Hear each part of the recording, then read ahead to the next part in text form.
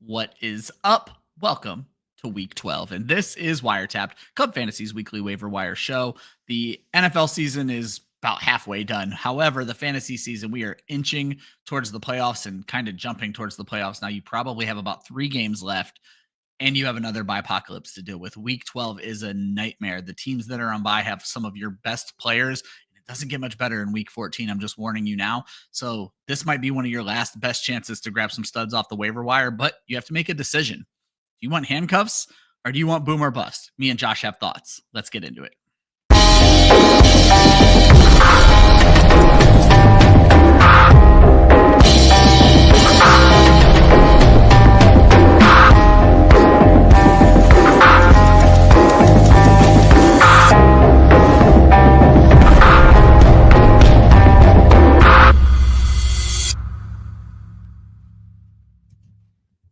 Good morning and welcome to WireTapped, Club Fantasy's weekly waiver wire show. I am your host, Ryan Weisse. With me, as always, Joshua Hudson. Josh, it was an interesting week 11. Ended with a less than interesting game. It kind of went the way we expected, except Joe Mixon managers are very happy this morning. How'd you like the Monday night game? How are your feelings heading into week 12? Basically how I thought it would go. Dallas sucks. Love to see that, as always.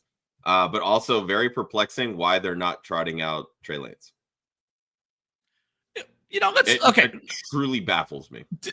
Didn't plan on starting here, but the NFC East, the Trey Lance, Drew Lock decisions make zero sense to me.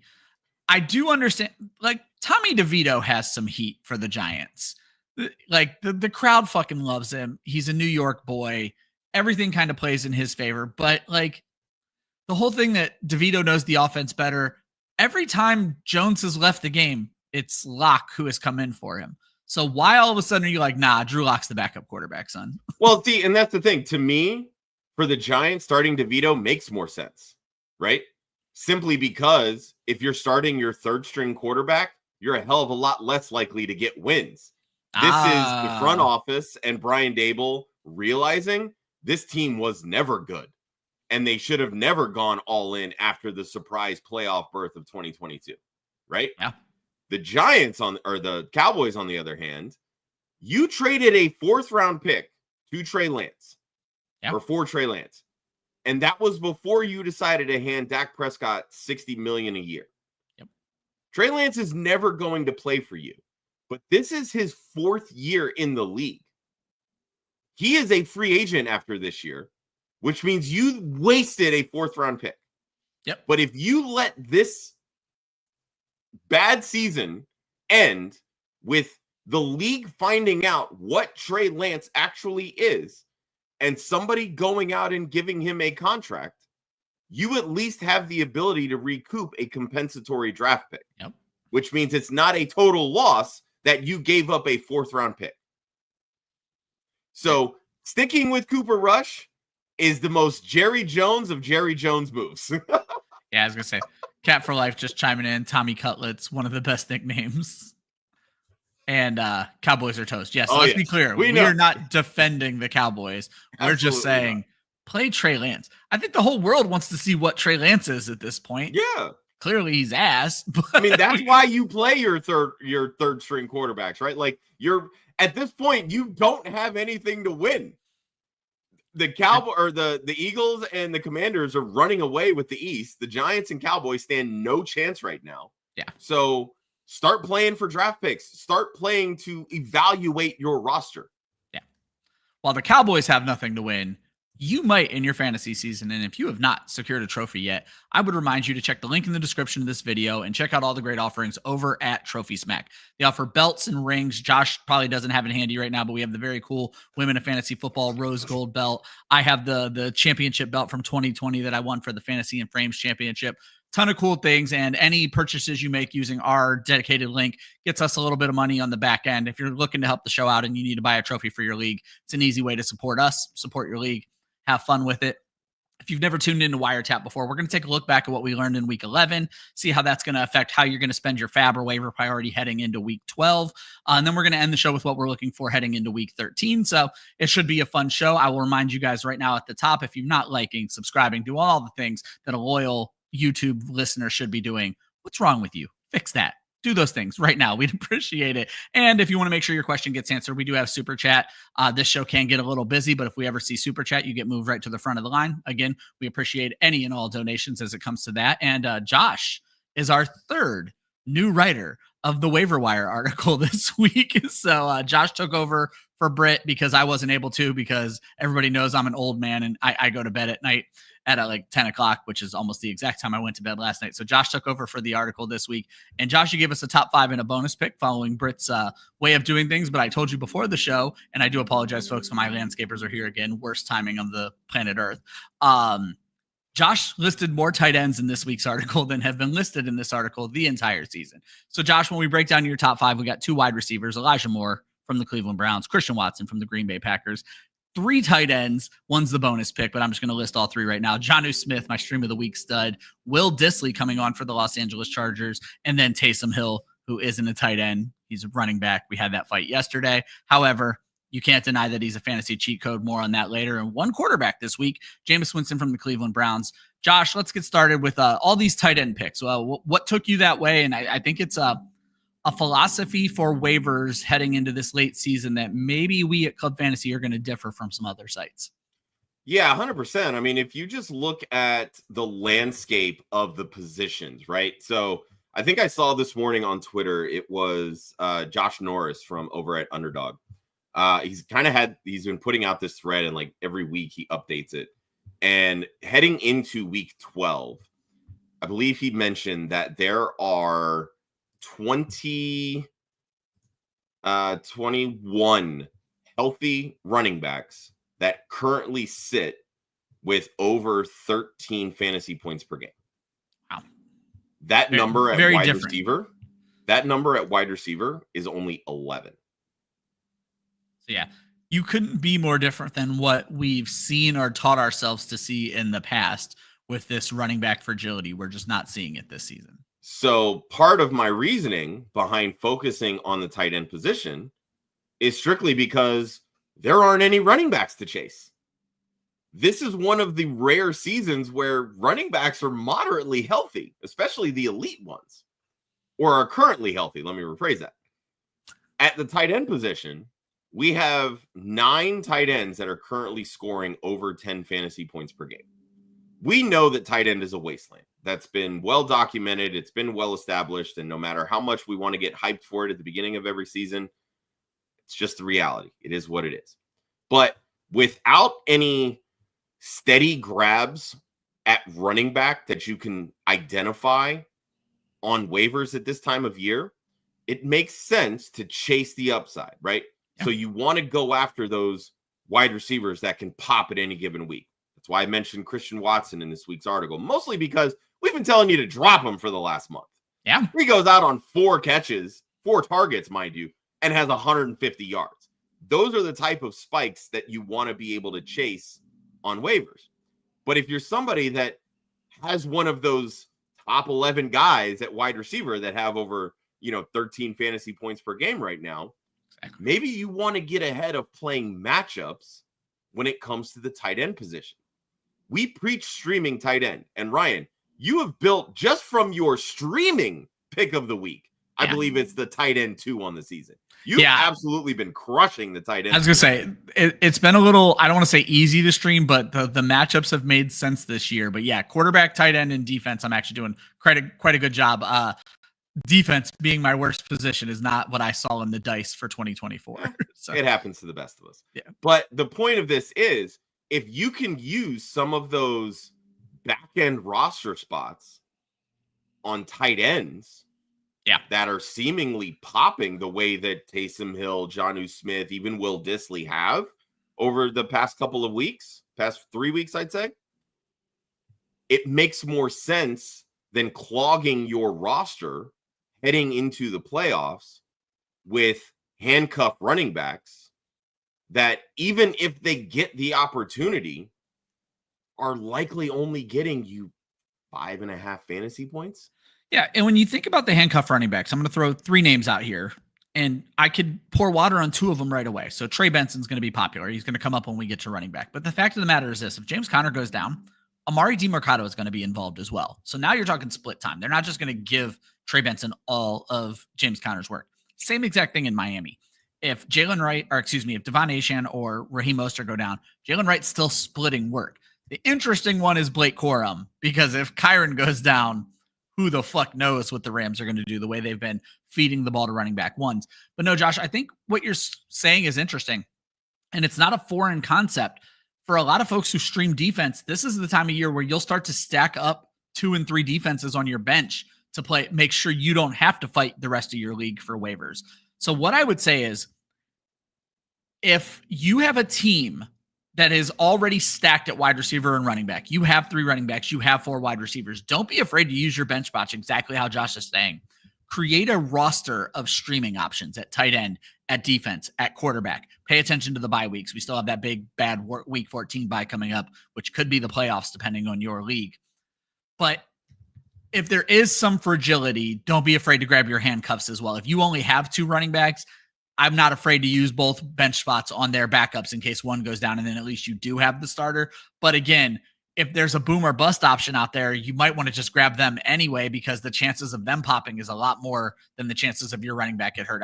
It's an interesting philosophy. A reminder, folks, if you're looking for more on our top 5 waiver ads, top 6 technically, check out Josh's article. It's available right now on clubfantasyffl.com. Our top ads this week, just to repeat, are Elijah Moore, Christian Watson, Jonnu Smith, Will Dissly, Jameis Winston, and Taysom Hill. Yes, we should spend more time on Taysom Hill, but that's coming up in a future segment. Before we do that, Josh, let's get into some of the chat here. We have some folks who have been waiting patiently. We appreciate each and every one of you guys. If you've never tuned in before, we will never miss one of your questions. We try to fit them in between segments. So I'm going to run through these right now, but feel free to drop them. We'll make sure we get you guys up on the screen. Jeff Rogers starts off the show, Josh. Stafford, Herbert, or dare he say Anthony Richardson, and this is already we have 2 Anthony Richardson questions in the chat right now, to replace Josh Allen during this Week 12 apocalypse, Josh. So Colts play the Lions, so you can fade Anthony Richardson all you want. Yeah. I love Justin Herbert rest of the season. I've been preaching him really since the offseason, honestly. The Ravens do present a good matchup. I know that Russ struggled a bit, but those are AFC North type matchups, and that's just kind of what you come to expect when those 2 teams face off. I think I heard something like their last 6 matchups have all been decided by less than 7 points or something like that. So yeah, I'm not worried there when it comes to Justin Herbert. Stafford's matchup this week, I think, was one of his toughest on the slate. Yeah, the Rams play the Eagles on Sunday night. And that Eagles secondary has been absolutely phenomenal. It is an east to west game for the Philly Eagles, but I think Stafford will be okay. I would side with Herbert here if we're planning for this week, just because obviously we've got the Harbaughs going against each other.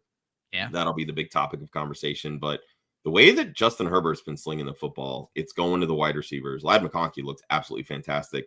Quentin Johnston actually looks like a viable receiver, period. Not just fantasy option, like a viable receiver. They're using him the way that he should be being used, which is what wasn't happening last year. I would lean Herbert here. I'm also leaning Herbert. I just want to throw Icy Shadow. I don't know if he means this week, as in the Eagles are going to destroy the Rams, or he means next week in that wonderful Ravens matchup. But regardless, Icy Shadow liking the Eagles, and that could be a reason to shy away from Matthew Stafford. And I am also going to go Herbert in this one. Hard to trust Richardson. But Josh, now we have another situation. This is not just this week. This is rest of season. And Sam Darnold has taken a step back, to say the very least. So with that great game of Anthony Richardson against a very beatable Jets team, how do we feel about him moving forward? I do want to throw out week 14 bye for the Colts, which could play into this, as Darnold already had his bye in week 6. Yeah, I mean, the Colts last 2 games, like if you're trying to anticipate the fantasy playoffs, are Tennessee and the Giants. So, like, you gotta love that for Anthony Richardson, right? Yeah. The problem, like you said, week 14 bye. He's got Detroit this week. Week 15, first week of the playoffs, he plays Denver. Don't love that at all. You can't start him. You can't start him against Detroit or Denver, plain or simple. And that kind of just lends itself to being Darnold. So right. Yeah. And that's kind of where I'm at. I mean, Darnold has Chicago twice coming up. He ends with Seattle and Green Bay. Again, you can throw on Seattle, Green Bay. That's a division matchup. Atlanta has looked pedestrian. Arizona can be hit or miss. I think when you're looking at schedule, I would prefer Darnold. I get the rushing upside when you're looking at Anthony Richardson. Yeah. But again, we saw this type of performance from him in week 1 where he shot out of a cannon. Everything looked great. And then he started to kind of falter, right? I will say, and I pointed this out on my notes for yesterday's show. Unfortunately, I wasn't able to make it, but this was the first game that Anthony Richardson started and finished this season where he had higher than a 50% completion percentage. I thought you were just going to say that he started and finished. Like, holy shit. But you know what? That also might be true. Statistically, it might not be that far off. No, he definitely looked better in with throwing the football. He looked more nuanced, which really is what you wanted to see with that 2-week break of him not starting. So hopefully this becomes a trend. He'll have the week 14 bye to keep things going. But again, if we're talking rest of season moving forward, for me, it's Darnold. Also Darnold. Charlene wants to know, should she drop Demarcus Robinson for Devon Vele? Vele does make our list, and I'll be honest, I had a chance to put Robinson on the list, Josh, and didn't put him on there because of his recent struggles. This offense has reverted to Puka and Cooper Kupp, and I just don't think Robinson has the role. I think I'll buy the upside. I'm buying the upside more of Bo Nix than I am of Devon Vele. Yeah, I'm fine with that. I don't think D-Rob is a bad drop here by any means. I mean, he's always going to be the third option behind Kupp and Puka Nacua. Robinson's value typically lies when one of those two is not on the field, or if they get banged up in the middle of the game, which again, these are two not exactly healthy wide receivers, so that could very well be the case. But if they're starting, you can't really put D-Rob in the game, sub him out in the middle of the game. So I'm fine leaning Vele. At the end of the day, you're probably not starting either of them, or you don't really want to start either of them because Vele is an interesting second, third flex option. Exactly. I mean, to me, that's definitely more of a break glass in case of emergency kind of option, because Sutton is still the target king there.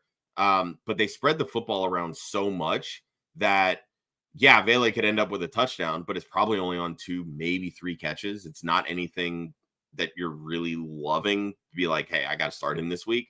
Because even when you feel comfortable starting Sutton, that's the week that he goes for 0 targets and 0 catches and everybody else pops. So welcome to the life of Sean Payton, right? Yeah, Bo Nix loves spreading that ball around. Charlene comes back at you, Josh. Will Dissly made your list this week. Are you willing to drop Hunter Henry or Evan Ingram for him?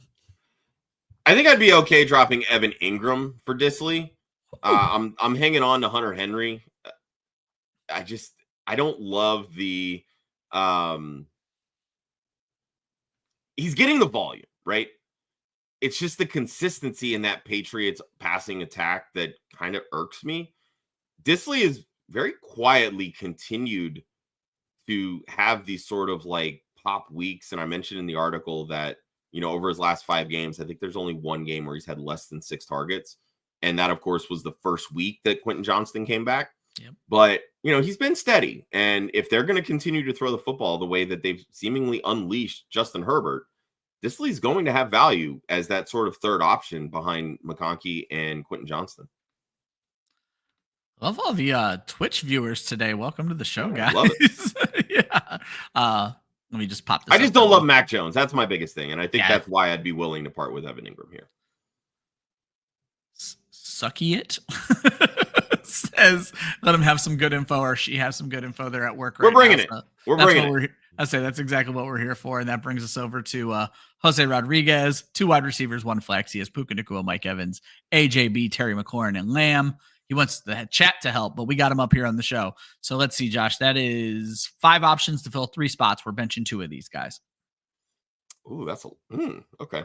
Probably Lamb, just because of the quarterback situation. I wouldn't feel comfortable starting him. So he didn't look bad last night, but with those 5. I was just going to say he didn't look bad last night, but your options are better, plain and simple. So yeah. I think Puka and AJB are staples, right? Like you're not taking those guys out.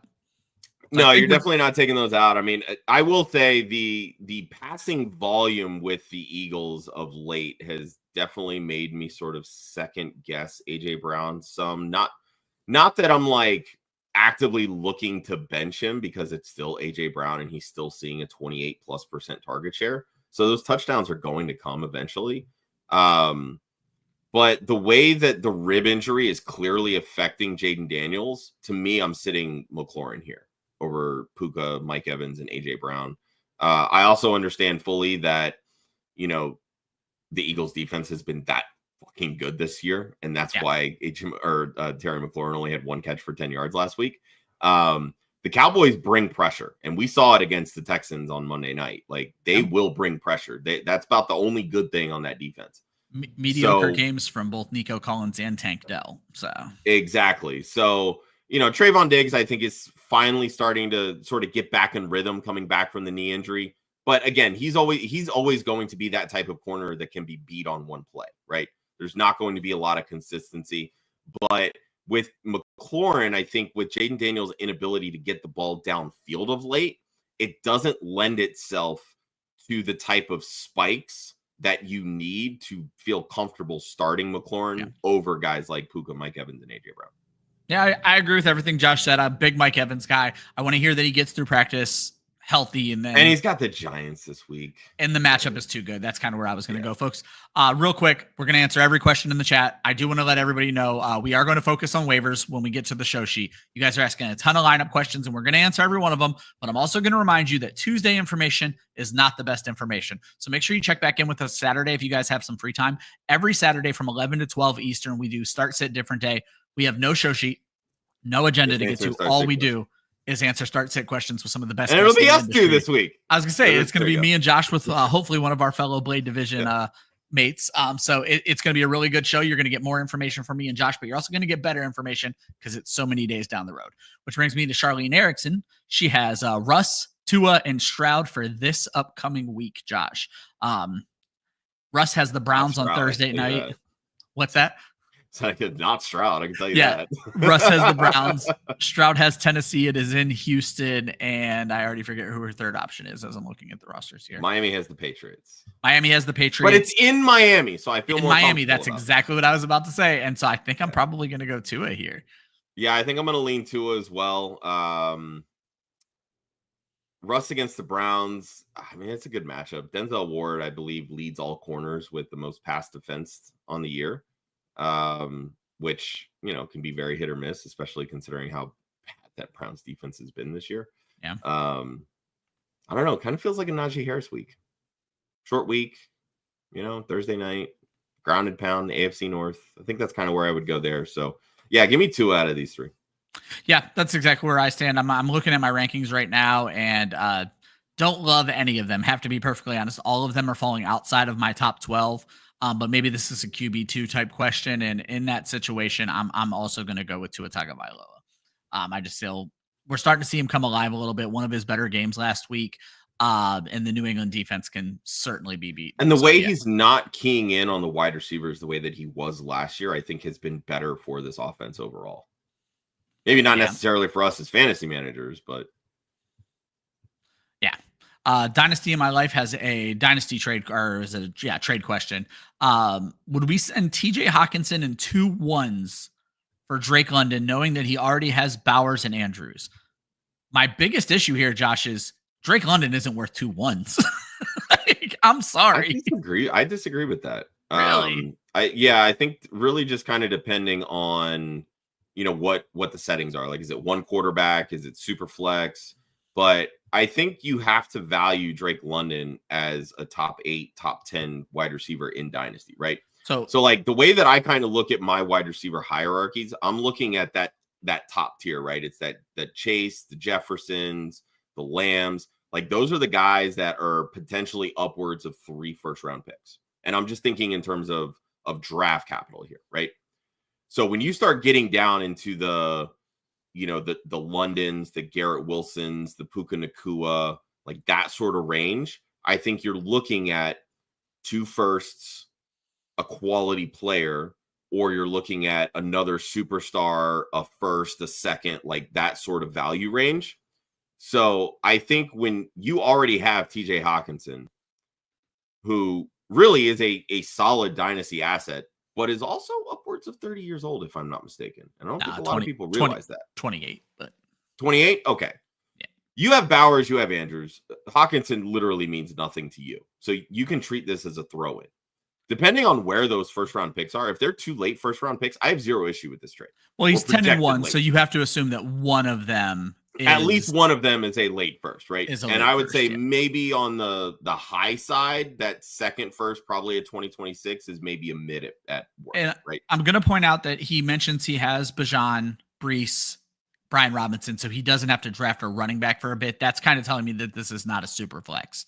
And that's fair. And maybe that's where my brain went, Josh, because I guess in a non-super flex, I do make this trade. Because in a super flex, I'm not making this trade for anything. So I still would have zero issue making it in a super flex, really just kind of depending on what my quarterback situation is. But you have to imagine that in a super flex, those mid to late firsts are your position players. They're not your quarterbacks, right? They're the Ashton Genties or the Quidshawn Jenkins. They're the Luther Burdens, the high-end wide receivers and things like that. It is a super flex, 12-team super flex. Like I said, I'm still okay making this trade. Yeah, 12-team. One of them is going to be the 12th pick, because if you're 10-1 and you're adding London, and he did need wide receiver help based on that roster. Yeah. And you're getting a top 10 dynasty wide receiver in Drake London. I'm fine with that. Here's what I will say, just so we don't drone on too much about dynasty on a redraft show. We have our Dynasty trade show tonight, trade blocked, 9 p.m. Eastern. You're going to get back in there. Analysis. Our Dynasty guys are more than happy to give you much better takes on Dynasty trades. Yeah, unless they disagree with me, and then it was a terrible take. So let's knock out some more questions. You guys are killing the chat right now. I appreciate it. If we have to skip over what we learned in week 11. Yeah, I was going to say, I think we're going to be skipping some things. Tucker. Is this TJ Hawkinson and just an autocorrect? Or who is Tucker? I think it's Tucker Kraft, TJ Hawkinson. Oh, okay. I'm knocking out last names. And I'm like, Justin Tucker? What the fuck are we doing here? Okay, yes. Tucker Kraft, TJ Hawkinson, not great schedules. Or would we go Will Dissly rest of season? Tucker Kraft is so hard because it looked for a while like he was going to be a top 5 tight end in this league. And now they're spreading the ball out, not doing a whole lot. Big 0 this week. Hawkinson, again, not playing the full snap share, still getting Josh Oliver, even Johnny Munt still involved. I'm still likely to lean one of those two, both of those two, over Dissly rest of season, though. Yeah, I still would take the two. Dissly, like I said, it's been a hot hand kind of approach, but you're still talking like 6 targets a game. Like it's not anything where volume is taking over. Hawkinson still, to me, is the best bet for big time volume at the tight end position. Things are slowly going to work itself out the more comfortable he gets back into the swing of things after the knee injury. Keep in mind too, this is only his 3rd game of the season. Yeah, he's still knocking off some rust. So, and man, the tight end questions keep rolling. Joey's a game says, like they read my article. Yeah, Josh, you picked the right time to write about 3 tight ends in your article. By the way, that article available on clubfantasyffl.com. He has Evan Ingram and Tucker Kraft. Would we consider one of them for Jonnu or Ertz? I'm guessing, are we dropping one of these for Jonnu, Josh? And I think we kind of already said Ingram for Jonnu feels like the right move right now. Yeah, that's exactly where I would go. I do like Zach Ertz. Like I said, with Jaden Daniels, the rib injury, he's not pushing the football down the field. That was one of my biggest takes heading into last Thursday night's game with the Eagles Commanders, was that there would be a lot of underneath stuff. And that's exactly what happened. Austin Eckler had 8 catches. Zach Ertz was a top 5 tight end on the week, I believe. Caught that late touchdown to really make his day. But that's where Jaden Daniels was looking. They weren't looking to push the ball downfield. They were letting the wide receivers sort of run those types of routes to at least try to keep the defense honest, to open up for those short passes that were a little bit more comfortable for Daniels in the rib injury. Yeah. But so I think Zach Ertz probably up until the bye will be a very viable tight end option in fantasy. But for me, I'm looking for spikes. And right now, the spikes lie with Jonnu Smith. Yeah. I'm fine dropping, and either of those tight ends to go get Jonnu Smith. Yeah, they're creating routes. If you watch Jonnu's touchdowns, they're creating routes that he's butt naked, wide open. Like that's the kind of thing you want to see that they're staging for him. Charlene Erickson says Leggett or Pop. This is going to be a rest of season question, Josh, because she would have to drop Pop to add Xavier Leggett. I'm fine going Leggett. I like that option better. I think the Panthers pass tree is a lot more condensed than the Patriots right now. The Patriots really are kind of spreading the ball around. It's not really, and I think a lot of it is because they just don't really know what they have yet. And they're just trying to see if Drake May can just like make decisions to get to the open guy, right? He had a 75% completion percentage last week, which was really good. I wasn't expecting him to throw 40 passes, but completing 30 of them, pretty damn good. But you saw Kendrick Bourne getting in the mix, and we'll get more on the Patriots wide receivers a little bit later. But right now, Leggett is the top option in that Panthers pass attack. It's not a high volume pass attack, but Leggett's getting in the end zone. Yeah, that's what you're looking for. I was gonna say, what you're getting out of Pop. You're getting 9 points. Leggett, it's either 4 or 14, and it can be sometimes 24. I'm going to go with Leggett in that situation. You don't need to play it safe when it comes to wide receiver in fantasy. Smitty wants to know Stafford or May, Josh. Matt Stafford, as we mentioned, has the Philadelphia Eagles this week. Drake May on the road against the Miami Dolphins. I'd be okay going May on this one. Like I said, I don't love the Stafford matchup, but matchups don't really matter to me when it comes to Matthew Stafford, especially when the Rams are at home and he's got a healthy Cooper Kupp and Puka Nacua. But May has that rushing upside. The Dolphins defense has looked better. Their pass rush still seems pretty depleted, in all honesty. But I think there's a little bit more upside from Drake May. Yeah, Not much, but a little. I would go Stafford just because I think the Eagles game has the potential to be a shootout, and I don't see that out of the Patriots game. That's fine. I agree with that. So that's where I would go in that one. So a little bit of a turmoil there. I'm just going to call you suck. First year drafting Tyreek Hill. How was his last year? He was a fucking dog last year. It looked like Tyreek Hill, Tua Tagovailoa, and Mike McDaniel were going to take over the world with this whole new offense. And then Tua gets hurt, and the defenses have figured out that if you can take Tyreek off of his timing routes, it doesn't work out real well. It's a very different offense this year. Definitely underwhelming is a great term compared to Cooper Kupp. But I will say Tyreek is the kind of guy who, when he turns it on at the end of the season, you're going to be very happy you have him. So yeah, I think, obviously last year, Tyreek Hill finished as the wide receiver 2 overall, over 1,700 receiving yards. The biggest difference, I think, going into this year, obviously losing Tua Tagovailoa played a huge role in why Tyreek Hill has not been that great this year. But getting Tua back and sort of seeing the evolution of Devon Achane as their number 1 running back and getting him more involved in the passing game and utilizing his skills as a receiver in the open space, they're able to clear out space on the defense because of the speed and dynamic playmaking ability of guys like Tyreek Hill and Jalen Waddle, which has opened up things for the running game, which if you know Mike McDaniel's history, he is a former run game coordinator. They were running the ball as a high a clip as almost anybody in the league last year, even with that. But they were scoring touchdowns that way, exactly. Right? They haven't really been doing that this year. But again, a lot of that Tua hasn't been on the field, so that's really affected the bottom line with, how this offense progresses. But, the thing with with Tyreek has always been, that one game turns the whole tides, right? And all it takes is that. He's also dealing with a wrist injury. So there's going to be some ups and downs there. They got him involved this week. He did score the touchdown, which is great. He scored 2 weeks ago, if I'm not mistaken, as well. Just had a very underwhelming receiving day. So, yeah, I mean, look, you're still starting him because the pop weeks. But, again, it has been a very underwhelming season. Yes, sir. Josh, we're starting 2. We're picking his entire super flex lineup. Drake May, Russell Wilson, Tua Tagovailoa. I think we both kind of agreed we're probably avoiding Russell Wilson on this Thursday night game. Yeah, that's kind of where I'm at. I think May has a lot more upside, and Tua's starting to turn it on. So, yeah, give me the guys in the Miami matchup. Yeah, I think it's interesting because, Derek Carr didn't have a terrible game against the Browns, No. but like Taysom Hill made everybody's day just a little bit easier. So, and this one's in Cleveland. It's the weird Thursday night matchup. If I can avoid those, I'm always going to avoid those, plain and simple. I agree. So, we're going to start one, Josh, out of Jordan Love and Jaden Daniels. I don't think you can start. Jordan Love does not have the safe floor that we hoped he had. So I'm going to take the upside of Jaden Daniels every time at this point. So why would you think Jordan Love doesn't have the upside?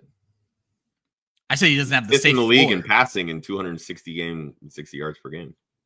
Yeah, I feel like fantasy wise, he hasn't really put it on. Like he's not hitting the touchdowns. Like, I don't know. I've not loved what I've seen from Jordan Love this season. I mean, just even looking at quarterback scoring over the last 3 weeks, Jaden Daniels is QB 12 and Jordan Love is he had his bye. Wow, he's all the way down it. Yeah, he did have his bye in the middle of that. So here's what I'll throw at you because I'm looking at the weekly finishes right now. Jordan Love over his last, we'll call it 4 games. QB 11 last week, bye week. QB 23, QB 30 fucking 3, folks. There are 32 teams in the NFL. QB 10. And then before that, he was high. That was the QB 2 week, the QB 3 week. He's been kind of hit or miss. I don't know. I feel like against Dallas, Jaden Daniels could go off. I'm going to take Daniels. Yeah, I mean, that's definitely fair. Like I said, the rib injury definitely worries me with Jaden Daniels. Jordan Love is throwing for a ton of yards, which is great. But again, he only has 1 touchdown since week 8. 2 if you count the 1 rushing touchdown as well. Yeah. Defense and special teams questions. You got the Chiefs and the Steelers. Steelers taking on the Browns on Thursday night. Chiefs at Carolina. Probably the Chiefs against the Panthers. I mean, it's got to be, right? Don't hate either one right now. I have the Steelers at 3, the Chiefs at 4, or Chiefs at 5, rather. The problem is you don't know what Jameis is going to show up, and we have seen 3 interception Jameis. But then again, there's also Bryce Young. I'm actually changing my rankings as we speak, Josh. I would also go with the Chiefs. They just feel like the safer play here when we don't know what we're going to get out of Bryce Young. Agreed. Victor Blanco wants us to flex 2. Rachaad White, Josh Jacobs, J.K. Dobbins, and DeAndre Hopkins. Definitely Jacobs. He should not be. He does point out, definitely Jacobs. He does point out, well, no, that wouldn't be for this week, so that's a later question. Never mind. Go ahead. Let's see. Who do the Bucs have again? Bucs have the Giants. Yeah. And Chargers have the Ravens. Man, it feels very rough to go against J.K. Dobbins in returning against the Ravens, right? Like him being the former Ravens starting running back playing this week. I don't love that matchup for Dobbins, but I think I would lean J.K. Dobbins here. Yeah, I would as well. You just never know what you're getting out of Rachaad White and how. Yeah, I mean, it's going to be passing volume, if anything, but the Giants, I don't think, can keep up. So I don't think you're going to need a lot of Rachaad White passing. And if that's the case, his rushing upside is non-existent. Yeah. Nev wants to know, dude, your article was on the point. It's all quarterbacks and tight ends this week. Kyler or Justin Herbert. Kyler is on the road in Seattle. Justin Herbert at home against Baltimore. I'm going to lead Kyler, Josh. He's been playing so well coming out of the bye. I think that's going to be a fun game. Yeah, it's Kyler for me. Seahawks defense, kind of hit or miss, but these NFC West matchups, then they've been coming down to the wire. And Kyler's rushing upside it's been there the last month or so of the season. Sorry, I'm reading questions as I'm adding them to the sheet. Stephen George, Tony Pollard, or I'm guessing this is Jalen McMillan. It's definitely Pollard. It's not close. Yeah, don't panic. Make any plays there. Nick Simpson just points out that CJ Stroud absolutely sold him. Nick, I only started this question, if you're still with us, to let you know that for the last 3 weeks, we've called CJ Stroud a drop candidate on this show. And I understand Baker was on bye and he's not your every week starter, but Stroud would not have been my pick this week. Josh, this is interesting because there's been a little discourse in the chat. Chris Olave is on waivers for Victor Blanco's league. And Caesar immediately pointed out that Olave's out for the year. And Victor said that they haven't completely ruled him out for the year. Right now, he's still on the temporary IR. It's that whole concussion thing where he wanted to see a specialist. My biggest question to you, Josh, is if Olave is able to play, it's the semifinals and the championship. Would you have any courage? Okay. Any chance you're playing him? Nope, not even a little bit. And truthfully, the way that the Saints record is this year, why are you worried about trying to bring him back? He's not helping you make the playoffs. And I'm talking real life football for the Saints, obviously, right? Yep. Not for fantasy. Like, he's on waivers because he's on IR, and that's fine. Like, do you really want to burn an IR spot for somebody you're probably not even going to start in the playoffs or feel comfortable starting in the playoffs? I keep him on waivers, dude. It's okay. Yep. Oscar O, Will Levis versus the Rams. He's giving us numbers here. I don't know what the numbers are. Maybe the projection points. Yeah. So yeah. Will Levis versus the Rams, versus Minnesota versus okay. Basically, he has Jaden Daniels. He's scared of Daniels' schedule. Do we think he can play Will Levis over Jaden Daniels with that upcoming playoff schedule? Rams, Minnesota, Jags, Bengals. It's a hell of a playoff schedule. Yeah. Here's what I will say. Have you at any point this season felt like, damn, I got to throw Will Levis in my fucking lineup? The answer, fuck no. Yeah. He has one of the best remaining schedules for a quarterback. And honestly, like when you look at, I think it's the top 4 or 5, they're all backup quarterbacks in fantasy or they're QB3s. You want nothing to do with Will Levis at this point. The only thing you care about is him getting Calvin Ridley the football. Yeah. That's it. Yeah, Calvin Ridley's the playable option there. And the running backs. Don't worry about Tony Pollard. I just accidentally unstarred a question, son of a bitch. So I'll try to find that question, Josh, while we handle this question.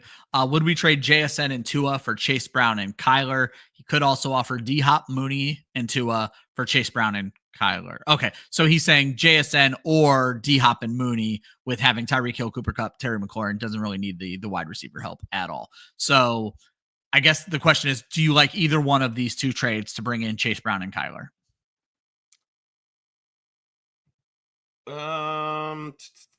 You definitely need running back help. I think my biggest issue with this trade is that you're making this deal like you're giving up JSN potentially, or even, D-Hop, Mooney, you're giving up a lot of wide receiver depth, and you're not even starting Chase Brown.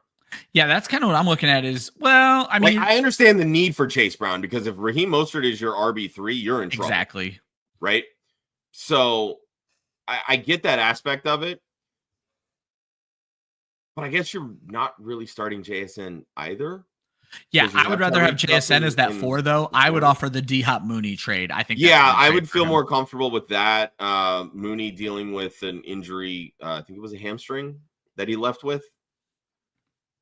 Yeah. So, we know how hamstring injuries get. This could be a 2 to 3 week injury, unfortunately.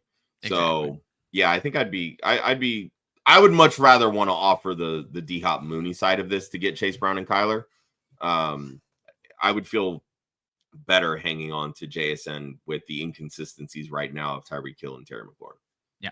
And Louis Guan re-asked his question. Thankfully, that was the one I unstarred, but I did find it. We were going to get you. You were supposed to be my next question. I got click happy there, Louis.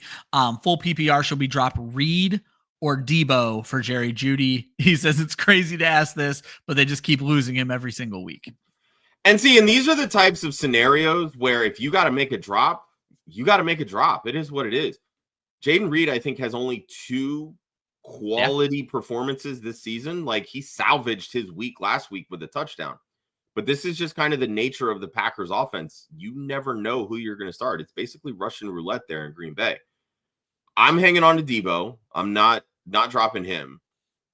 But if you feel like you need to make that move, and I cannot believe I am saying this because if you watch this program at all, you know how much I cannot stand Jerry Jeudy as an option. I'm okay dropping Jaden Reed to get him. Yeah. Like if you need that lineup spark and you feel the need to be like, look, this is the move that I got to make. Jameis Winston is averaging 44 pass attempts per game. His top 3 wide receivers are all at 9.9 targets per game over the last 3 weeks. Yeah. Jerry Jeudy has all the upside in the world, and that's why you're hanging on to Jaden Reed, because of the upside. Judy's consistently been doing it the last 3 weeks. So I think it's okay to make that drop. Yeah, and I think it's okay to drop either one of these guys, to be perfectly honest, for Jerry Jeudy, for the right player, because Debo hasn't really shown much either, and he hasn't either, but the way that offense operates, I think you still have to hang on to Debo. Yep. All right, guys, I'm making an executive decision here. So you guys are killing it with the questions. We appreciate every single one of them, and they are all going to get answered. However, this is a waiver wire show, and we are 45 minutes in. So here's what we are going to do. I'm going to run through our waiver list and give Josh time to talk about one or two players at each position. So we are about to knock out our waiver list for every position. And then we are going to end the show just answering your questions. So the longest someone is waiting right now is 10 minutes. I apologize. I'm going to make you probably wait another 10 minutes, but we are going to end only answering questions. So if you can ride with us for 10 more minutes, I appreciate it. But I do want to get the waivers in for the folks who tuned in for the waiver portion of this show. So we're going to skip a lot of the other bullshit that we normally do. We're jumping right into what we call Morse code. This is the waiver cheat codes. These are the guys you're looking for. Quick reminder, it is a bipocalypse. Falcons, Bills, Bengals, Saints, Jets, Jaguars, all on bye. 6 bye-week teams in week 12 while you're fighting for playoff spots. Josh, our quarterback options. You mentioned Jameis Winston in your article. Geno Smith is also out there in 50% of leagues. Anthony Richardson out there in 55%. Remember, he does have a week 14 bye. Tua Tagovailoa, 55%. Matt Stafford, 70% available. Drake May, 80% available. Josh, talk to me about Matt Stafford. Yeah, I mean, this was at the beginning of the season when we were talking about quarterbacks and fantasy and how long would we be willing to wait, and who is that last quarterback that we would be willing to say, all right, we're fine rolling into this year with this guy as a starter. For me, it was Matt Stafford, and he was like QB 18 or something. I was just going to say, I remember it went down to like QB 18 and 19. Yeah, right? Of course, injuries happen. Things take place under, performance, et cetera, et cetera. Matt Stafford, before I think it was week 7, had 3 passing touchdowns. Yeah. His last 4 games, he has 10. And it all coincides with getting Cooper Kupp and Puka Nacua back. Exactly. Plain and simple. When you look at his schedule, like strength of schedule for, remaining for the rest of the season, based on what Football Guys has put together at their tools, it's not the best remaining schedule when you look at it. I think it's like bottom 5. But he really only has 2 bad matchups, and that's this week against Philly and then in week 14 against Buffalo. He has a few division matchups sprinkled in. Everything lines up for Matt Stafford to have a pretty solid finish over the rest of the season. This is a guy that when you're looking at, week 12, a lot of buys. Week 14, a lot of buys. Championship week, the playoffs, all these different things. Matt Stafford is a guy that can help you win your championship, plain and simple. So why not stash him now? Because let's say you've got Jaden Daniels, and we've talked about, over this show, like that rib injury that he's been dealing with. He hasn't been able to push the ball downfield. His rushing statistics have been pretty shit over the last 3 weeks. And Jaden Daniels has a week 14 bye. Oh, by the way, Bo Nix also has a week 14 bye, and that's somebody that we've been relying on to start because he's been that damn good. 100%. Go get Matthew Stafford. Plug him in as that bye week fill-in, and if these young kids start to hit that rookie wall, now you've got that grizzly, wily veteran that can make these plays and get the ball to his playmakers and win you some games to get you to that point. Reminder all, if you're just tuning in, we are going to blow through our waivers really quick here and then finish the show just answering your questions. We spent the first 45 minutes answering questions. We love answering your questions. You can jump to the front of the line if you want to use Super Chat. Just throwing it out there. But for running backs, Josh, we got Jerome Ford, none included in the article, first time all season. Jerome Ford out there in 65% of the leagues. Roshan Johnson, 85% of the leagues. Cam Akers, 85%. Audric Estime, a little bit of a dud week, but they do seem to like him, 65%. And then we're getting into handcuff territory. 80% out there for Trey Benson, 95% out there for Jalen Wright, Dylan Lobby and Amir Abdullah. They play for the Raiders, in case you didn't know. They're both out there in 99% of leagues. We're bringing them up because both Zamir White and Alexander Madison got hurt last week. And then the last handcuff would be Blake Corum out there in 85% of leagues. Josh, I want to start with what we talked about in the pregame. I said the main handcuffs are the rookies right now, and that is Trey Benson, Jalen Wright, Blake Corum. I'm going to say what I said. I think Blake Corum is the wild card. They're not using him, but if Kyron went down, Blake Corum could be a league winner, but right now he's worthless. You think there's some value to Jalen Wright?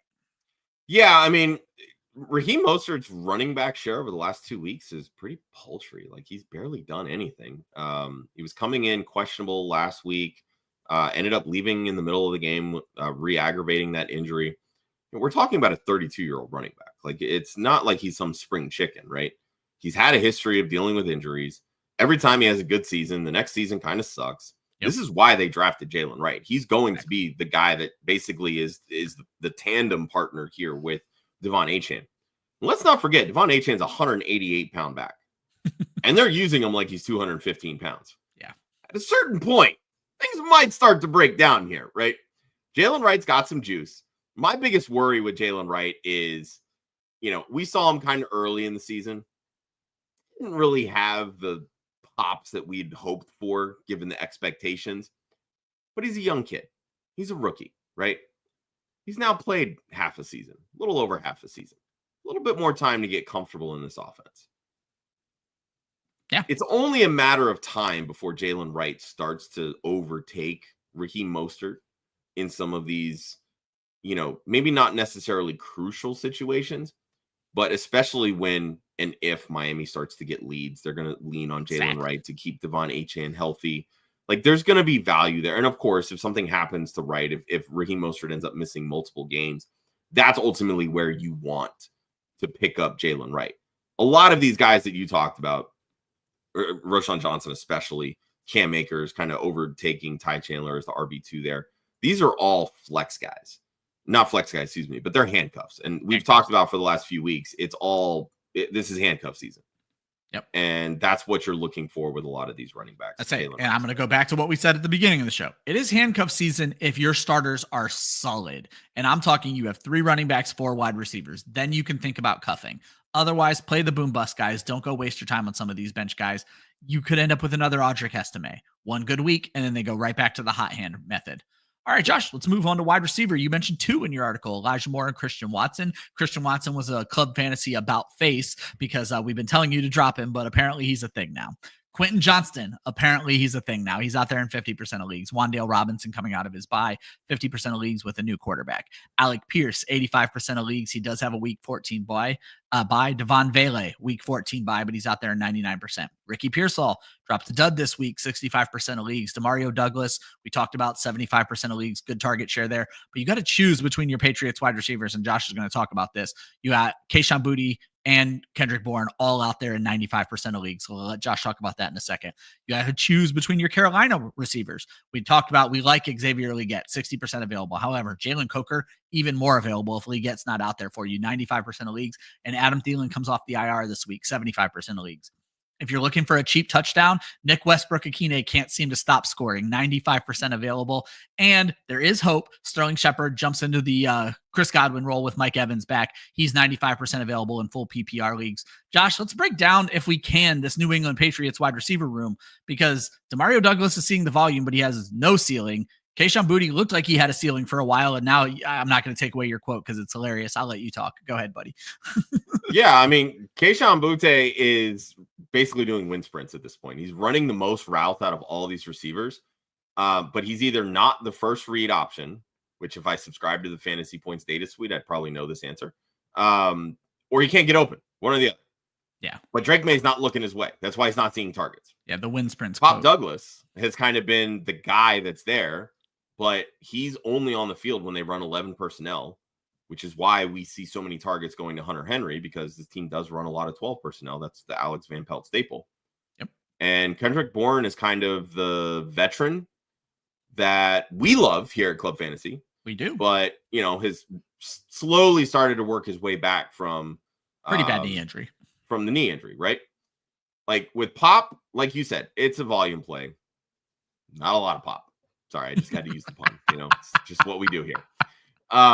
There's just nothing really sexy about him, right? And truthfully, when it comes to this Patriots wide receiver room, there isn't a lot of sexy in this wide receiver room. They're all a lot of young guys. We had some hope for Jalen Polk. Hopefully he would, start making some rounds and show why they spent a second-round draft pick on him. But he can't break through. Hasn't developed any chemistry with Drake May. Yeah. This is why these guys are so widely available.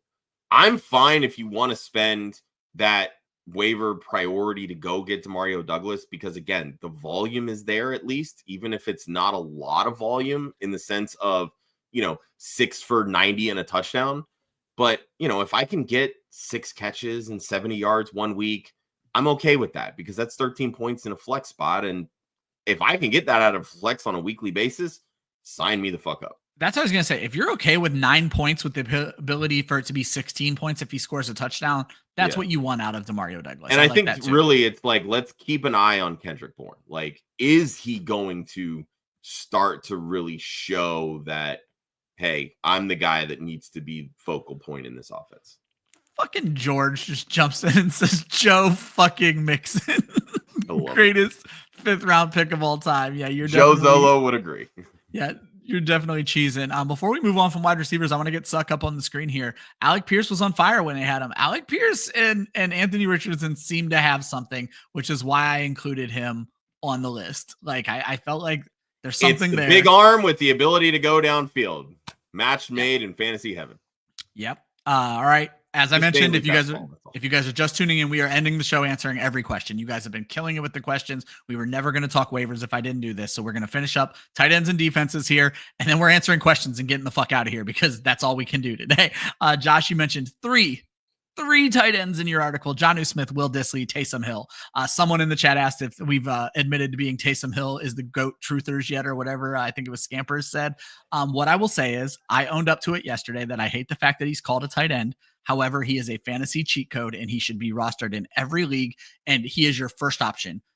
If your tight end is out for the week, if your tight end is sus, Taysom Hill should be your first option from this point forward. He will once again be pinned as my number 2 or number 1 stream of the week. The article gets real boring if he's my number 1 every week, so I'll probably pin him at number 2. Josh, if you can't get the 3 guys you mentioned, you got Cole Kmet at 55%, Pat Freiermuth at 55%, Dalton Schultz.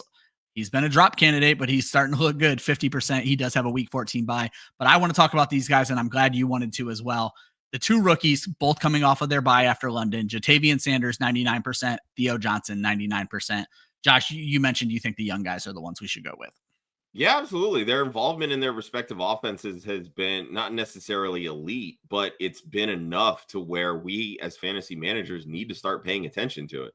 Rookie tight ends always take time to kind of get through things because they're learning not 1 but 2 positions. They're learning basically how to be an offensive lineman and their blocking schemes with their offenses, but also wide receivers and what routes to run and what plays, etc. Thank you, Caesar. Yes, reminder, like and subscribe. I was just going to leave it up on the screen. Caesar's doing the Lord's work right now. So. I like it. Works perfect. But look, neither the Giants nor the Panthers are going anywhere, right? All they're looking for is progress heading into 2025.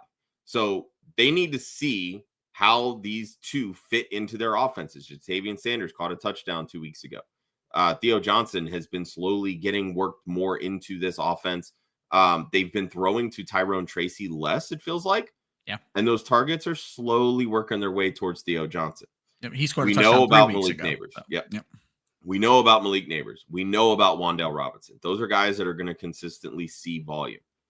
If you can start sprinkling in Theo Johnson and he can start to average, 8 to 10 fantasy points at the tight end position, that's encouraging, right? And then every once in a while, you get that touchdown. Cool.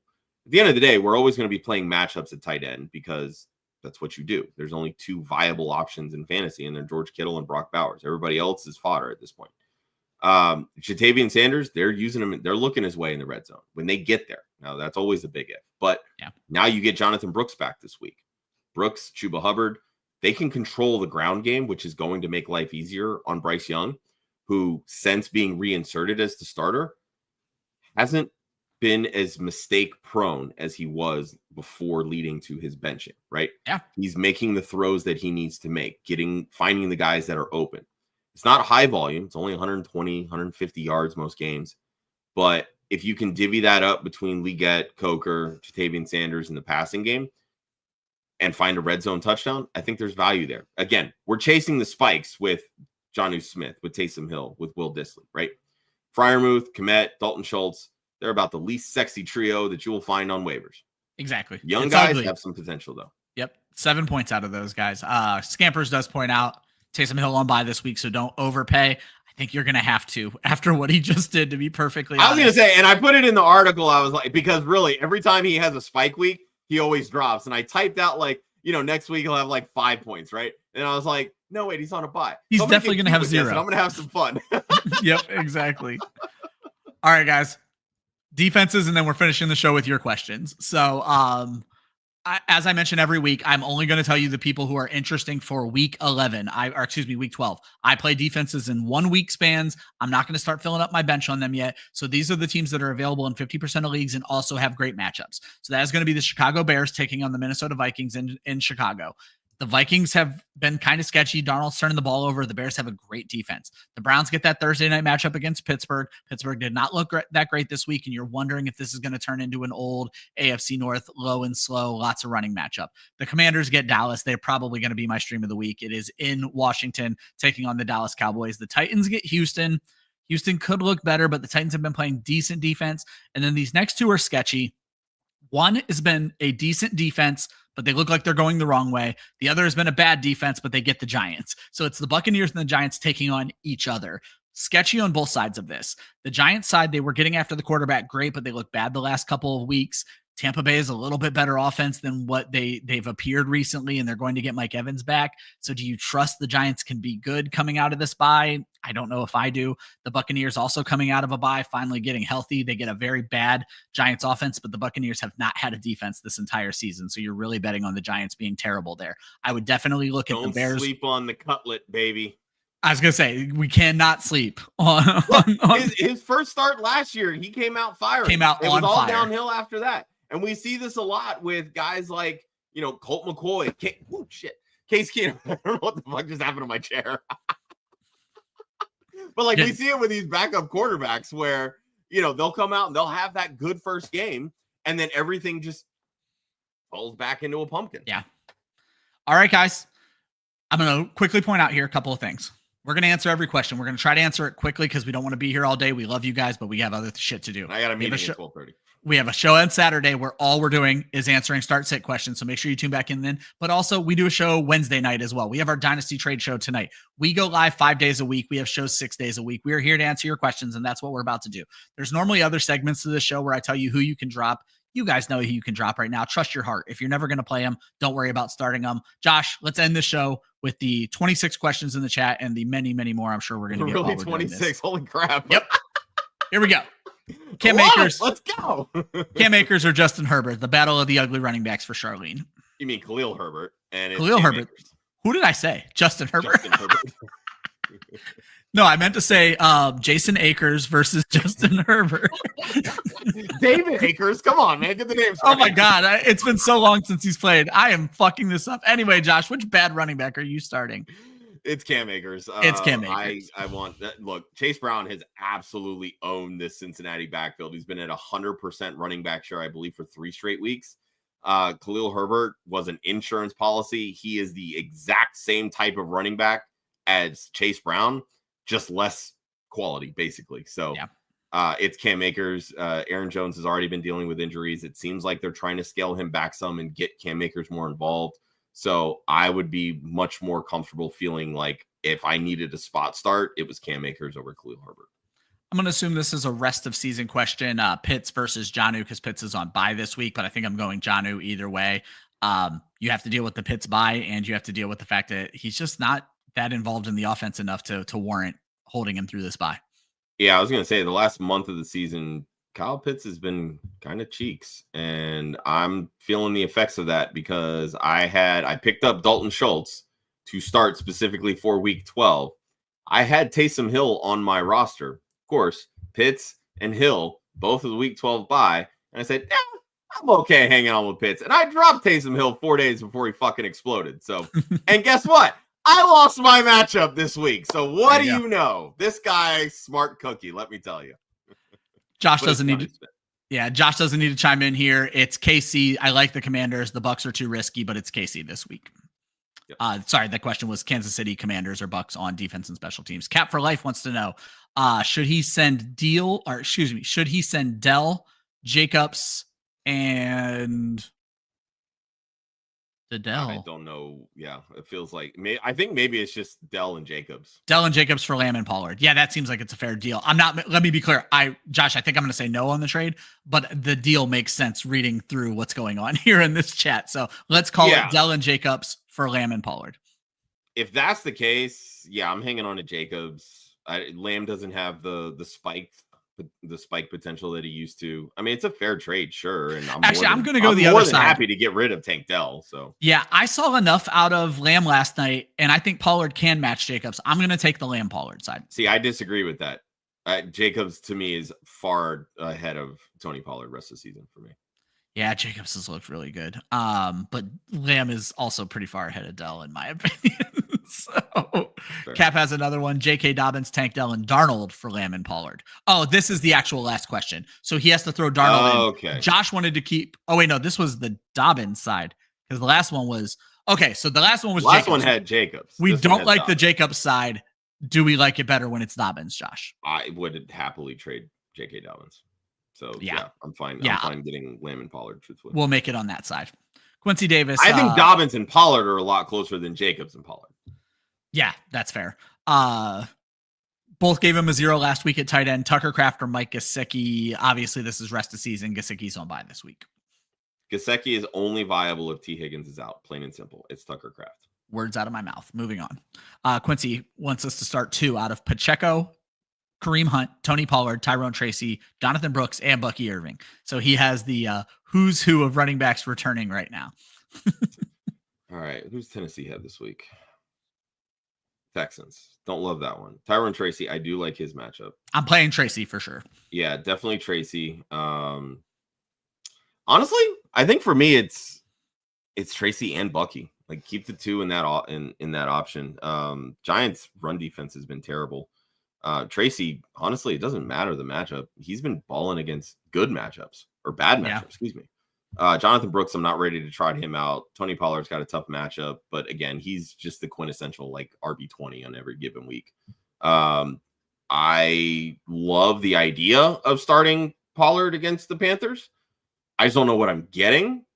And as a result, I don't want to rely on Kareem Hunt.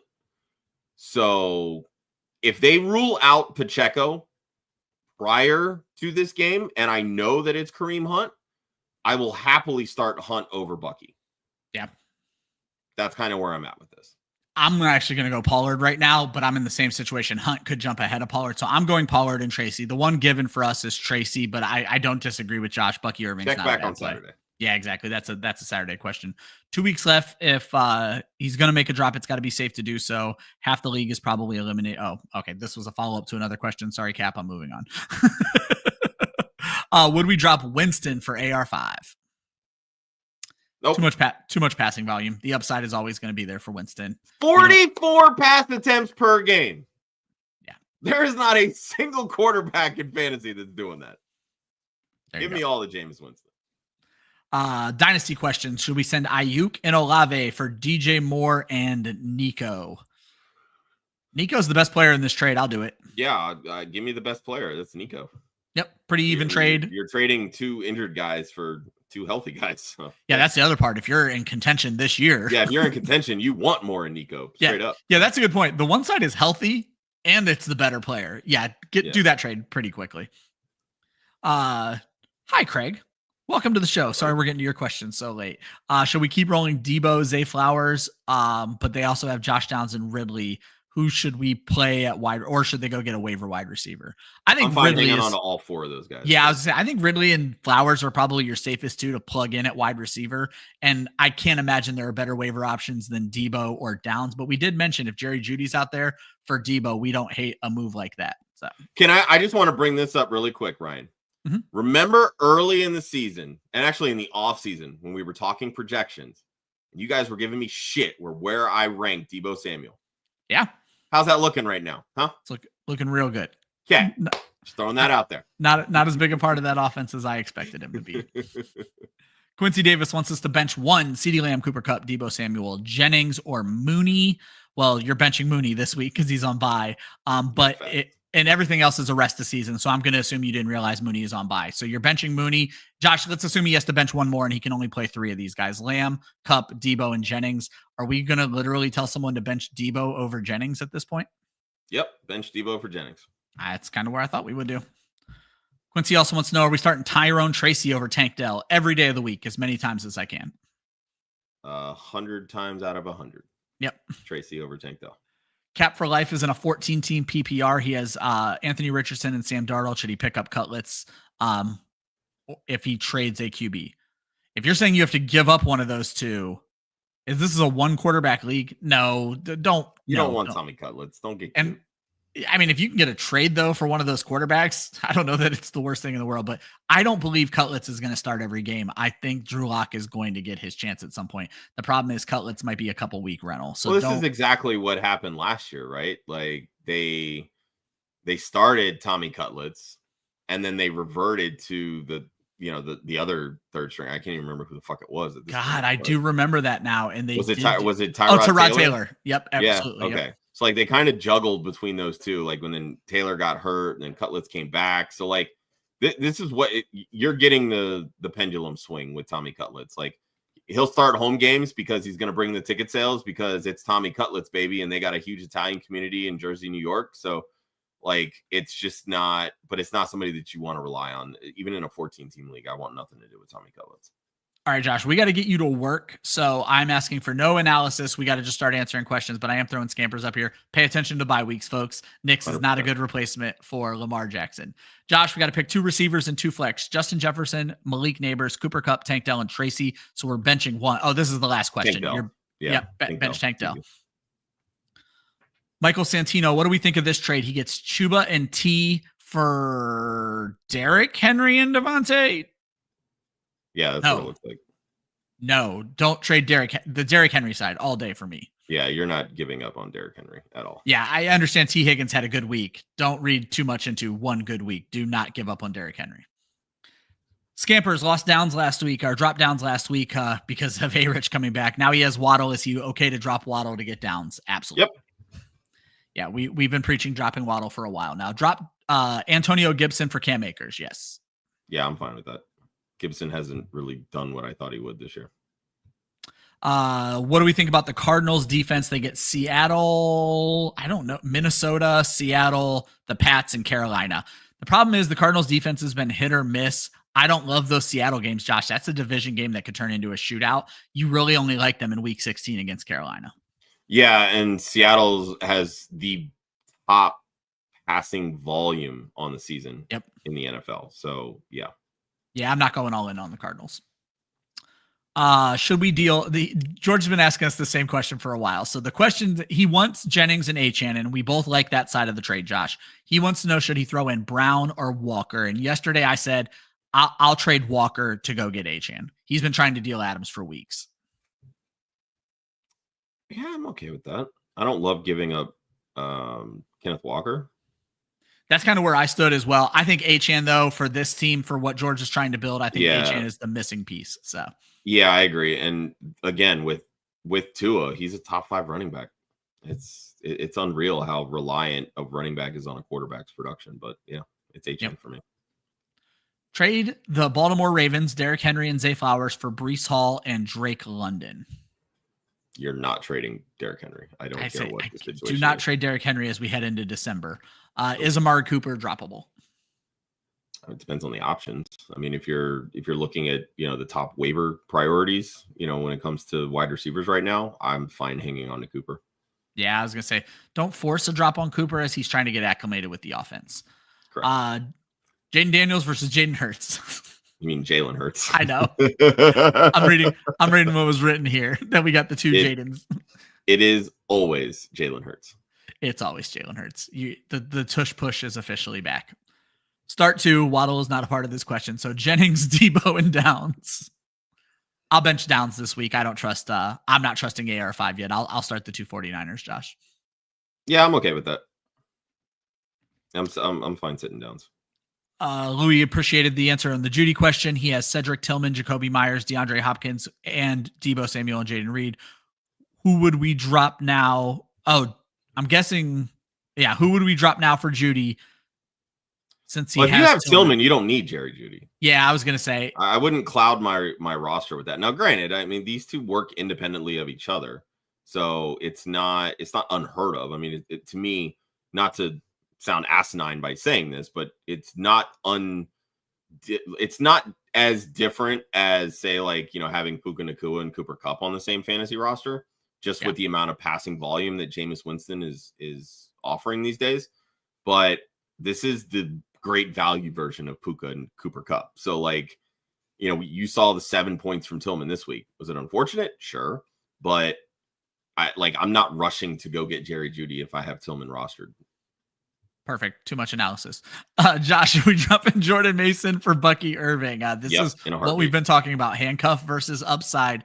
And we here at Club Fantasy are in favor of the upside. Tank Dell is absolutely droppable. It all depends on the options, but honestly, I would rather have Elijah Moore right now than Tank Dell. He's talked about dropping Tank Dell to get Judy. That's fine. Or Bucky Irving. Yep, absolutely. Either or, I'm fine with. Yep. Jaden Daniels or Jaden Love. I don't know why this is making me laugh so much. Jaden Daniels or Jordan Love, Josh. I think we answered this one already. Oh yeah, we did, and we said Jaden Daniels side. Yeah, I like the upside of Jaden Daniels. Absolutely. George gets a trade done live on the show. Nice job, buddy. Love it. If I drop Dell, he has Wood on the. I'm losing you here. I don't understand this question, Tyler. Reword it. Come at us on tomorrow night or Saturday show. Josh, we're going to start 2 out of Drake May, Tua, and we've answered Russell this Wilson one already too. Yeah. Okay, interesting. So yeah, we just got that. Maybe they missed the answer though, Josh. It was a weird fucking show. We like May and Tua. We're benching Russell Wilson this week. Guys, I think we've gotten every question. There's a bit of breaking news. Oh, and we have one more question after that. Fired. Thank God. What do we think? Right. I mean, I think I will say I'm going to give a quick shout out Saleh? to Joe Zolo. I'm gonna give a quick shout out to Joe Zolo because he literally just texted us this. Joe Douglas drafted Braylon Allen, Will McDonald, Sauce Gardner, Garrett Wilson, Breece Hall, Elijah Vera Tucker, Quinnen Williams, and he throws in Michael Carter, the DB. But sure, Joe Douglas is the problem here. Yeah. Woody Johnson wanted Aaron Rodgers, excuse me. Charlene said, whose fault's it going to be next? Exactly. It's an ownership problem. It is not it wasn't Saleh, who, again, I don't think was a great head coach, but is a good defensive coordinator. And you're seeing that with how the Jets defense has regressed. But yeah, no, I don't.